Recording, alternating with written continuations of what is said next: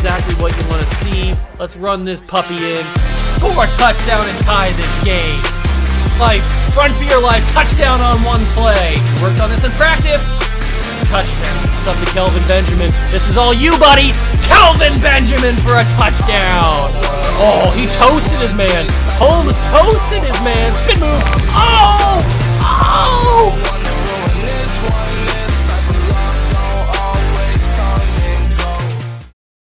What's going on, guys? Welcome back to another video here on the What Did You channel, and today we are going to be reacting to the Indianapolis Colts and the New York Jets Thursday Night Football.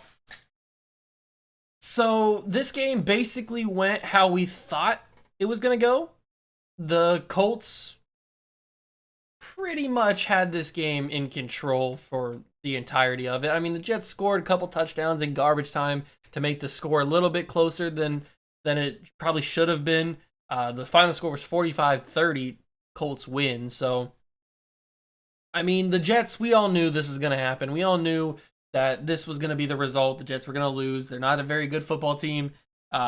We knew that coming in, and they proved it again tonight. I mean, there was a little bit of concern when it comes to Mike White. Not concern necessarily, but hopefulness, I guess you could say.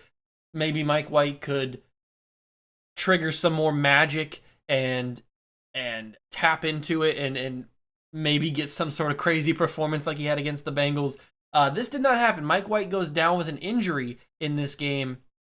And then we had Josh Johnson, who before last week, because he played like a snap or two last week against the Bengals because Mike White got injured in that game too.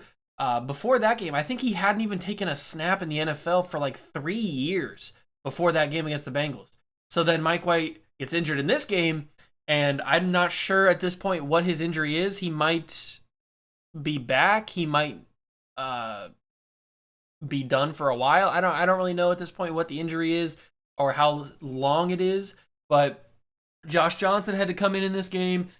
He's not very good at all. He had 3 touchdowns and a pick. I mean, he sparked a little bit. Maybe you could put that all on the fact that the Colts didn't game plan for Josh Johnson, because why would you? So they didn't really know what he was going to do. I mean, he threw for 300 yards, but he was never really going to be much of a threat. I don't think the Colts defense would have figured it out. They're good enough to figure it out. So let's transition to the real story, which is Carson Wentz. I've talked about many times how I feel about Carson Wentz. I've expressed many different feelings about Carson Wentz on this channel, and I have come out and declared Carson Wentz really bad, and I still stand firm on that. The reason I stand firm on that, even though Carson Wentz went out in this game, looked really solid, had 272 yards and 3 touchdowns, no picks, the reason I stand firm on that is because it was against the Jets. That's why I stand firm on the whole Carson Wentz is still bad, because if Carson Wentz did that against the Packers, or if he did that against the Bucks or the Bills or whoever, name your top team in the NFL, if he did that against them, the Cardinals, any one of those teams, that would be impressive. Then you'd have to take note. But he did this against a bad Jets team with a bad defense, and he has just better weapons. He's got Michael Pittman and T.Y. Hilton and all these guys, Mo Alley Cox and stuff. He's got all these good weapons that are much better than what the Jets have on defense. So you got to kind of look at this whole Carson Wentz situation through a different lens. You can't just take the full picture in and say, oh, Carson Wentz had 200-plus yards passing, 3 touchdowns, no picks. He looked good in the game. They get a big win. Like, you can't.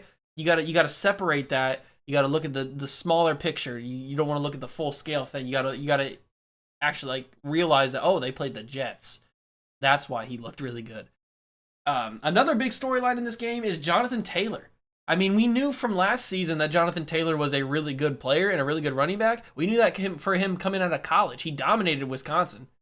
And coming into the NFL, he was really good first year or two in the NFL. Is this his third year? I think this is his third year in the league.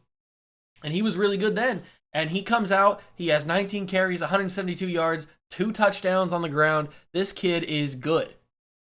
Jonathan Taylor is a monster. He's a demon. He's on demon time. He is going crazy. Like, I like Jonathan Taylor a lot. I think he's a special player. And what I would do if I was the Colts, I don't know if he's really the bell cow back that you would necessarily want to do in this want to use in this situation, but you need to ride him hard and put him away wet. That's the classic saying with a running back. You ride him hard, you put him away wet. Basically what that means, if I could translate that for you, it means that you use the crap out of their production. You throw them the football 30 times a game. You hand the ball off to them 30, 40 times a game. You just grind them into the dirt, and then you move on. You don't pay them a second contract. You use them up. And I know it's a sad reality and it's a bad thing to think about because they're human beings. But in the terms of sports, in the terms of business, you don't want to pay a running. You should never, unless they're a difference maker like a Derrick Henry or an Adrian Peterson in his prime, or name your legendary running back, Earl Campbell, Jim Brown, like those kind of upper echelon running backs of their time, that's who you pay. But a guy like Jonathan Taylor, this is no disrespect to Jonathan Taylor, because I think he's a really, really good running back, but he has a ceiling that is not as high as some of those other guys that I mentioned.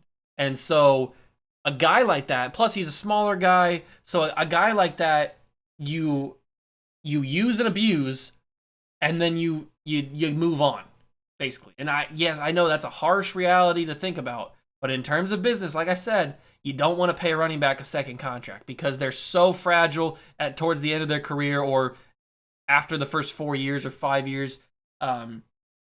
They're just so, it's just so unpredictable of what's going to happen with a running back. So, and you look at Derrick Henry. I mean, I mentioned Derrick Henry. Derrick Henry's out for the season. So, like, even those top echelon guys are unpredictable at times. And so, it's just, running back's a fickle position to try and judge, like any position is. Any position can get injured at any time. But what I would do with Jonathan Taylor if I was the Colts was I would ride him hard and I would put him away wet. I would ride their production, get as much as I can out of them. The same thing that the Panthers are doing and have done with Christian McCaffrey. It's the same situation. Now Christian McCaffrey is starting to break down a little bit because in the first couple of years of his time in the NFL, he was used unbelievably with the Panthers. So much. And now it's starting to catch up to him. So this is the world of the NFL that we live in. So, but Jonathan Taylor is like a stud. Like he's a great, fantastic running back. And I kind of wish the Patriots had him. but the Colts have him, and he's a stud. Colts win 45-30. What's going to happen with Mike White, we don't know. At least I don't know at the time of recording this. Carson Wentz still sucks. Don't fall on the hype. Don't believe the hype. Carson Wentz still sucks. Jonathan Taylor's really good. That's going to do it for me. Let me know down below what you guys thought as well. Smash that like button. Subscribe to the channel. Join the Juice Club. We'd love to have you. Catch you guys in the next one. Peace.